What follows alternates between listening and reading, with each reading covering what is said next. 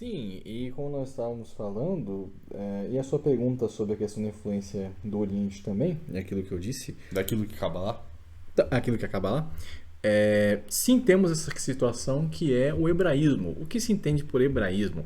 É um termo que foi batizado pela academia e isso é um tema que é discutido pela academia oficial, não é que eu estou inventando esse termo de fato existe. O hebraísmo cristão. Sim, é Christian Hebraism que se diz. Não que nós concordemos com o hebraísmo cristão, mas é assim que é estudado o tema. Sim, o tema propriamente é esse. Ou também aquilo que é conhecido como Christian Kabbalah, ou também conhecido como a Cabala cristã. Esses dois termos aparecem e são criados pela academia. É muito conhecido hoje em dia esses dois temas por toda a historiografia. Existem grupos, em grande parte os grupos que estudam essas coisas são grupos de pessoas ligadas a Israel, a grupos ligados a diretamente universidades judaicas, sinagogas e grupos ecumênicos. Não sei se o Vaticano já chegou a fazer diretamente a coisa nesse sentido. Eles são mais E para não discretos. nos confundir aqui com outros sede-vacantistas, né? Nós não temos nenhum problema com os judeus, afinal, nosso Senhor era hebreu, Era hebreu, né? não É é hebreu. verdade? Então, Exato. aqui no canal da Ação Restauracionista tem a palestra de um rabino, então dizer o quê? Que eu tenho problema de trazer uma... Não, então entenda que, né? Cada um do seu quadrado, mas tá tudo certo. Exato. Jesus Cristo era hebreu, o Senhor Então, trouxe um rabino judeu e assim seguimos. e assim seguimos. E a situação acontece que quando há uma mescla de certos elementos, normalmente nós temos uma terceira coisa. Então, no Brasil aconteceu isso, por exemplo, é o sincretismo religioso próprio do Brasil, que se manifesta em algumas religiões por aqui. Igualmente, no Ocidente até então, suponhamos o caso da Sagrada Escritura. Quando São Jerônimo traduz a Sagrada Escritura para o latim e cria oficialmente a Vulgata, a base dos estudos da Sagrada Escritura é a Vulgata, de São Jerônimo diretamente. E, assim como outros doutores da Igreja, pós São Jerônimo, sempre usaram a Vulgata como fonte primária para estudos, refutações, suas meditações, orações ou textos da Sagrada Liturgia. São Jerônimo é um santo de proporções inimagináveis pelo trabalho que ele fez de traduzir a Bíblia para o latim e espalhando cada vez mais a palavra de Deus.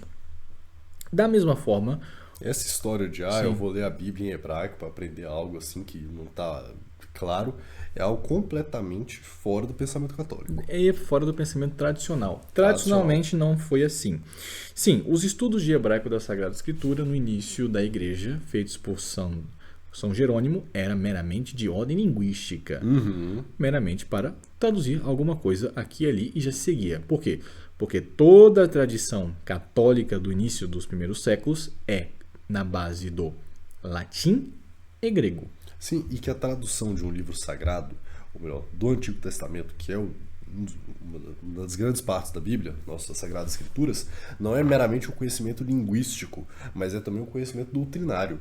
Porque uma pessoa que tem um conhecimento linguístico do hebraico não conseguirá traduzir tão bem quanto São Jerônimo. Por quê? Porque São Jerônimo, um santo, certo?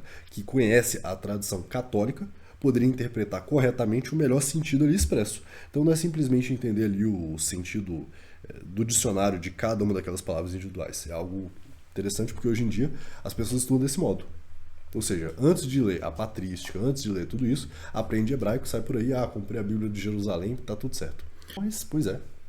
Não, mas seguimos de qualquer maneira. É. Uma coisa leva a outra. Nesse sentido, se, por exemplo, como acabou de falar o senhor Matheus Assan, a inclusão de línguas que não fazem parte da essência do catolicismo, diretamente na sua expressão, especialmente em Roma e no mundo grego, pode levar, de certa maneira, a alguma adulteração doutrinária, igualmente, ou moral, ou de qualquer outra ordem. Nós vemos isso acontecendo na era moderna. Por exemplo, sempre que nós olhamos aos padres da igreja, a todos aqueles, inclusive os mártires, vemos, por exemplo, os primeiros, São Policarpo, vemos diretamente Santo Irineu de Lyon, inclusive um ótimo livro traduzido pelo professor Apucaia, de Santo Hipólito de Roma, que foi discípulo de Santo Irineu. Nós vimos que a primeira parte apologética da Igreja Católica tratou de ter a Sagrada Escritura, a tradição diretamente dos apóstolos, especialmente aqueles que sucederam aos apóstolos em seus cargos episcopais, e também aquilo que diziam os outros bispos, ou seja, o magistério em união com o Papa. Muito bem. Esse sempre foi E é, tradicionalmente, o jeito católico de defender a fé. A fé se defende com a fé. Ora, se você usa outra coisa que não é a fé para defender a fé, alguma coisa não vai bem. Claro que os métodos humanos são lícitos. A filosofia, por exemplo, que é um auxílio humano, racional, especulativo, que serve como uma ajuda à fé. Mas a fé propriamente se defende com a fé. Ou seja, a pregação dogmática das verdades reveladas por Deus. Porque Deus não é sustentado por ninguém. Deus sustenta a criação, não é sustentado por ninguém. Precisamente. Então como é que a fé divina, divinamente revelada, vai ser sustentada por outra coisa? Por exemplo, qual Sagrada Escritura os católicos apologistas usavam no século I, II e III? Muitos sequer tinham a Sagrada Escritura completa. O que sabiam era pela pregação dos apóstolos e diretamente pela tradição. Pela doutrina e dogmas ensinados pelos apóstolos. Exato. Muitos não tinham todas as cartas de Paulo completas, algumas coisas, evidentemente, tinham em umas igrejas, em outras não, até que se fechou totalmente o cânon bíblico e, no meio tempo, foi uma pura confusão. Então, nem no começo da igreja a coisa foi tão simples assim. E o que sempre defendeu a fé foi a ligação à Igreja Católica, especialmente escutando, naquela época, os bons e legítimos pastores, que era uma época mais excelsa da igreja, coisa que hoje em dia não podemos dizer com tanto orgulho. A gente estava falando dos protestantes aqui, e eles falam como se o cânon bíblico fosse uma coisa simples, assim, tranquilamente revelado, mas houve brigas homéricas ali entre São Jerônimo e Santo Agostinho para definir qual o cânon da Sagrada Escritura, assim. Então, não é simples essa questão, não é nem um pouco simples. E bem, diretamente quando nós chegamos a uma idade mais madura da Igreja Católica, quando se vai desenvolvendo a ação do Espírito Santo no mundo, por exemplo, já na época de São Bento, passando pela Idade Média, a época já de São Gregório Magno, já vemos uma consolidação da Sagrada Escritura, já vemos uma consolidação da Vulgata, especialmente do latim, o canto gregoriano que se desenvolve lindamente em todo o Ocidente, começando diretamente com São Gregório e se espalhando do centro da Europa, Roma, indo até a França e se expandindo cada vez mais e mais e mais. Sim. E nós vemos que o latim é a língua oficial da igreja. Nós vemos que o latim é a nossa língua materna. O católico pode pertencer a qualquer nação, mas antes de qualquer coisa, o católico é romano. Mesmo os de rito oriental. Mesmo o de rito oriental. Apesar que são os que mais dão alguns probleminhas ali, mas o Oriente sendo o Oriente como sempre. Então, acontece que temos um câmbio, uma mudança, uma coisa nova. Eu diria uma coisa revolucionária na igreja que se inicia no século XII, com a conversão de um homem chamado Pedro Afonso, também conhecido como Petrus Alfonsi. Ele era um rabino, doutor nas coisas da sinagoga e se converte ao catolicismo. Só que a conversão dele passa por um processo que até hoje é estudado pela academia, porque ali se iniciou o início do movimento hebraísta, ou pode-se dizer que foi apenas o movimento que teve essa grande colocação. O chamado hebraísmo cristão, ou também o cabalismo cristão. É mesmo? Ou a cabala cristã. Claro que isso são termos da academia que eu estou usando meramente para ilustrar melhor e para que seja a fonte de estudos. Exato. E, uma nota aqui, eu não recomendo esse estudo para todos, novamente a vida intelectual para quem é intelecto. Aqueles que têm dificuldades até mesmo nas coisas básicas da fé não devem se aventurar em campos desconhecidos como este, da qual é uma coisa própria dos sacerdotes, mas em estado de crise que nós estamos, os fiéis católicos devem saber se defender de certas coisas. E não é possível defender a fé se nós não conhecemos também a nossa fé e o lado daqueles que não concordam conosco. Muito bem. A conversão de Pedro Afonso tem algumas notas interessantes. A primeira é que ele adota dentro do catolicismo como converso, em atenção sobre esta palavra, converso, alguns elementos que são próprios do hebreu e do hebraísmo.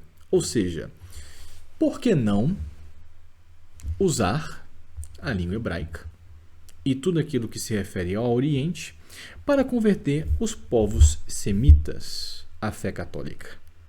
Ou seja, por que não usar por exemplo, o Talmud para converter muitos rabinos.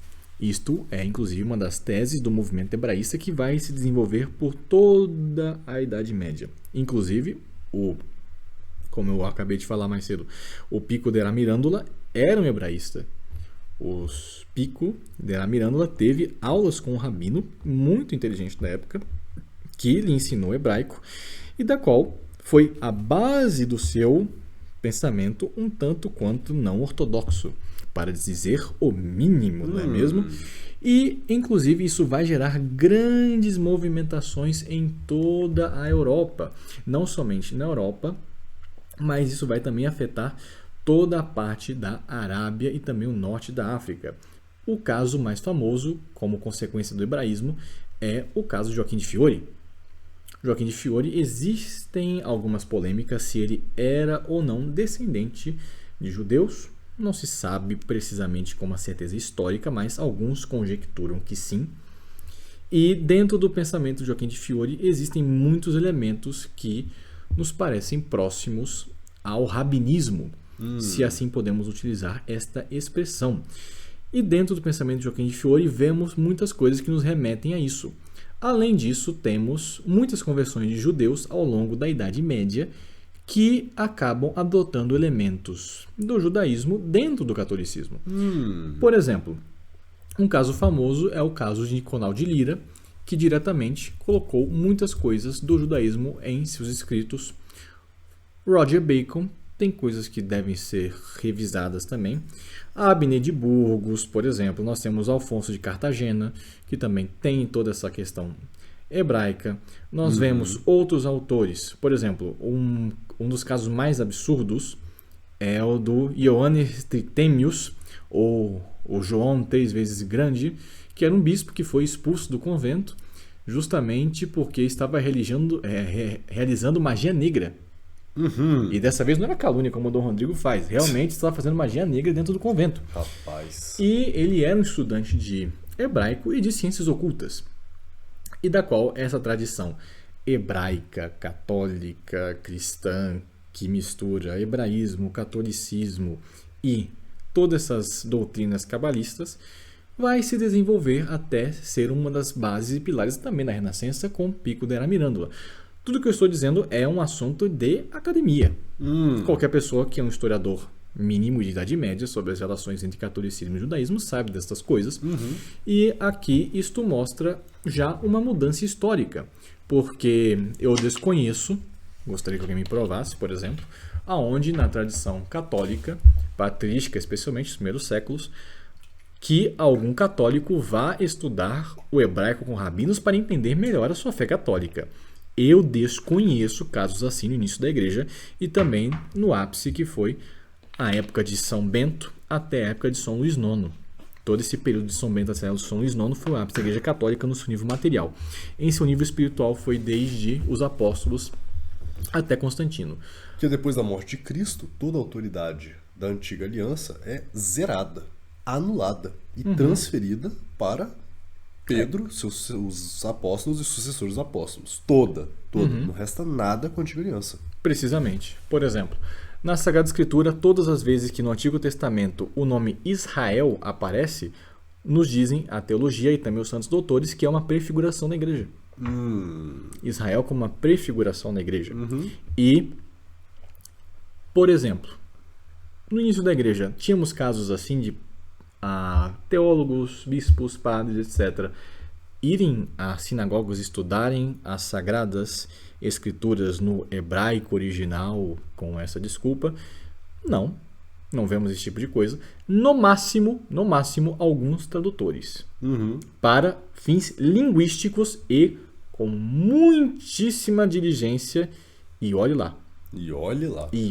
Agora, para fins apologéticos, usando o hebraico ou elementos do hebraísmo para converter os próprios judeus à fé católica, isso é uma coisa da modernidade que começa aproximadamente em 1106, que, se não me engano, é a data da conversão de Pedro Afonso, e que isso vai se desenvolver ao longo da Idade Média e tem a sua maior projeção em Joaquim de Fiore, existe sim a influência do hebraísmo nele, até que se vai a outros casos, até bispos fazendo magia negra. Claro que não necessariamente alguém estudou hebraico para fazer magia negra, não é isso, mas por uma coincidência esse bispo era um dos maiores hebraístas da época. Então. E o maior de todos, sem dúvida, foi o Pico della Mirandola, que era inimigo declarado de Savonarola, porque de Pedro Afonso, no século XII, até a época de Pico della Mirandola, muita coisa passou e, evidentemente, nós sabemos que a dialética revolucionária avança muito. A adoção desses princípios de hebraísmo dentro do catolicismo é uma coisa que até hoje não está clara nem para católicos nem para judeus. É uma coisa que está sendo estudada, porque aconteceu há quase 1000 anos o início desse processo, e até hoje a academia não tem um consenso certo sobre até onde vai a influência disso dentro do catolicismo, ou também em outras partes. Por exemplo, um dos grandes fundadores do protestantismo, esse sim, que era, se não me engano, Johannes Reuchlin, se não me engano assim se diz o seu nome, era um dos amigos de Lutero e ele se dizia um mestre cabalista cristão. Então. E grande parte do protestantismo foi muito influenciado por isso. John Dee, na Inglaterra, tinha isso, por exemplo, com a Rainha Elizabeth. E isso não só no catolicismo, mas também no protestantismo vai se espalhando. Agora, até que ponto vai esta mudança e este amor ao hebraísmo, essa hebraicofilia que nós vemos dentro do Ocidente, é uma coisa que está sendo estudada especialmente nos últimos 3 séculos, graças à mais fácil comunicação entre judeus e católicos que hoje em dia estão numa relação, publicamente falando e na sociedade, muito bem. Vide o que acontece no Vaticano, por exemplo, com Bergoglio. Essa questão como um todo não é simples, não é fácil, isto é meramente um resumo extremamente grosseiro da situação como um todo. E nós falamos disso porque nós queremos o bem do povo judeu, do povo de todas as religiões, porque nós somos católicos, queremos que eles convertam fé católica, queremos o bem deles. Cristo é rei de todos. Exatamente. E todos devem ser católicos, é muito simples. Exatamente.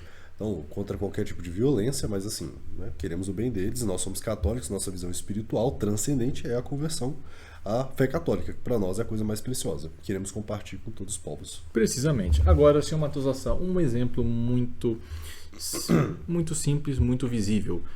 Suponhamos que um muçulmano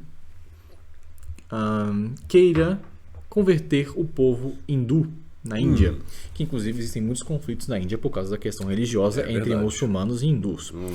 Agora, que situação estranha seria, por exemplo, um muçulmano indo até um templo de Shiva, aprendendo sânscrito e tentando compreender todos os aspectos do hinduísmo, e depois retorne ao Islã dizendo que a melhor forma do Islã converter os membros do hinduísmo seria que, ao mesmo tempo que lessem o Alcorão, lessem também os livros sagrados do hinduísmo e aprendessem coisas culturais e aqui até mesmo mudassem alguns aspectos do Alcorão e do Islã. Rapaz. Bem, dependendo de qual dominação islâmica, não seria muito bem aceito. Acontece que esse processo no catolicismo aconteceu como que no subterrâneo. Isso não foi para o povão, isso foi nas altas esferas intelectuais. Diretamente para doutores e teólogos. Universidades. Universidades, como sempre, sendo a fonte de muita mudança social.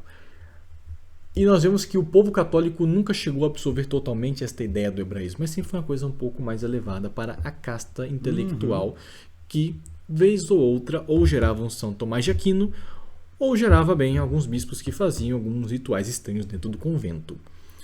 Agora, sobre esses assuntos, eu não recomendo que os fiéis católicos em geral estudem isto. Como eu disse, a vida intelectual é para quem tem intelecto. Se, caríssimos fiéis católicos, algum dos senhores ainda tem dúvidas sobre questões básicas do catecismo, para que o senhor vai estudar essas coisas? Ora, não faz sentido. Então, não é uma coisa para sair aí pesquisando sem nenhum tipo de prescrição. A igreja não é assim, nós não fazemos aquilo que nós queremos. A igreja tem regras e leis, inclusive um índice de livros proibidos. De qualquer maneira, essa questão está sendo investigada até mesmo pela academia e também por católicos que se interessam por esses assuntos religiosos. É um assunto que não foi fechado, é um assunto que está sendo investigado. São as bases de estudos mais aprofundados no futuro. Exato. E nós vemos que, inclusive, foi uma das bases da Renascença, o hebraísmo. Interessante. Como, por exemplo, como eu tinha dito, o caso de Savonarola versus o caso do Pico della Mirandola e a influência disso tudo dentro de Florença. Seria bom investigar a influência do hebraísmo cristão dentro, por exemplo, da Sociedade Rosa Cruz, não é? Ah, sim, eles são completamente hebraístas, isso é fato. Não somente isso, isso começa antes ainda na Academia Neoplatônica de Florença. Grande parte do neoplatonismo é influenciado pelos sistemas místicos de esoterismo judaico, especialmente a Cabala e outras coisas nesse sentido, da qual mudaram de forma não muito perspectiva, sem grande visão, sem grande denotação, sem grande exposição, o pensamento de muitas elites intelectuais do Ocidente. Inclusive, por exemplo, nós sabemos que o atual rei da Inglaterra tem conexões um tanto quanto, bem, não públicas, com algumas sociedades secretas que não chegam a ser hebraicas, mas estão ali naquele meio do Oriente Médio. E da mesma forma, na época da Idade Média, isso acontecia nos reinos católicos, especialmente durante a Reconquista. Então, nós temos o caso bem famoso do Raimundo Lúlio, que é apreciado por muitas pessoas no Brasil, inclusive pessoas ligadas ao Olavo de Carvalho, que recomendam Raimundo Lúlio como um ótimo autor católico, que ele se converteu, ou que estudava, ou que era um grande mestre das ciências, das letras. Que é um beato. Que é um beato. Uma beatificação não é infalível. Sempre pode ser revista alguma coisa Pode aqui ser ali. revista alguma coisa. Inclusive, se não me engano, foi Pio IX, se não me engano, não me falha a memória, foi ele que fez. E bem, não é à toa que foi canonizado, não é à toa que foi beatificado na Era Moderna. Na época de São Pio V, eu acho que seria um pouco mais difícil. Rapaz. Ou na época até mesmo de um Leão XII, na época diretamente de Pio VII, as coisas eram um pouco mais duras de passarem. Bento XIV. Pois é. Imagine então, na década de 50, Roma. Muita coisa poderia ter passado ali. E essa situação toda é uma coisa extremamente complexa, mas, em resumo, a situação é: no início da igreja, aquilo que era a fé era defendido com a fé. E não necessitávamos de elementos fora da fé para defender a nossa fé. Ou seja, nós não precisávamos ir estudar, por exemplo, com os romanos, a mitologia romana, para trazê-los à fé católica. Íamos, os católicos, e pregávamos. Nós não necessitávamos ir diretamente aos sacerdotes druidas ou vikings e aprender com eles as suas tradições diretamente, pregando a cruz de Cristo. Muitos se converteram. Quando os jesuítas chegaram no Brasil, eles utilizaram o maracujá, a flor do maracujá, como um simbolismo para representar a Santíssima Trindade, porque é uma flor que tem 3 pétalas e a Santíssima Trindade. Ou seja, esse é o máximo que a igreja utilizava do paganismo para representar, para converter o povo à flor de um maracujá. Agora, ir aprender com cacique, pajé, é complicado. Né? É complicado. E nós não vemos isso como a lei da fé. Isso é um movimento bem sui generis, muito pouco estudado, e da qual, se Deus quiser, vamos produzir certo material sobre isso. Inclusive, não somente dentro do hebraísmo como movimento, mas isso também teve consequências políticas. Por exemplo, se nós vamos ver a questão de Dante dentro da Idade Média, quando ele começa a Renascença e os amigos dos Fedeli de Amore, toda a questão da problemática dele, do Dante, da política, isso foi influenciado pelo hebraísmo, que nós vemos bem.